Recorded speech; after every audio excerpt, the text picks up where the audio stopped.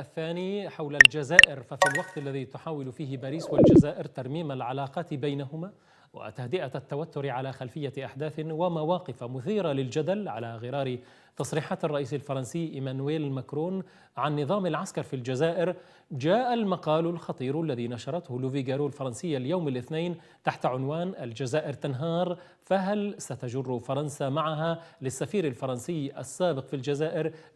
غزافييه دريغانور، والذي قدم فيه تقييما قاتما للغاية للسنوات الثلاث من الفترة الرئاسية لعبد المجيد تبون. جاء هذا المقال معبرا عن خشية من تداعيات الوضع السياسي الجزائري على فرنسا.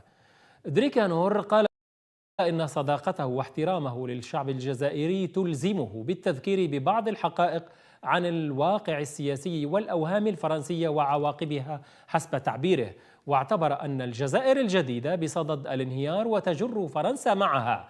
بشكل أقوى من تسبب الأزمة الجزائرية بسقوط الجمهورية الفرنسية الرابعة عام 58 و900 وألف. السفير الفرنسي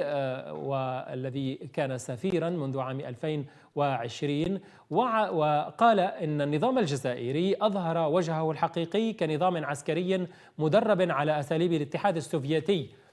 حسب تعبيره، وقال إن 45 مليون جزائري لديهم هاجس واحد وهو المغادرة والفرار. للتعليق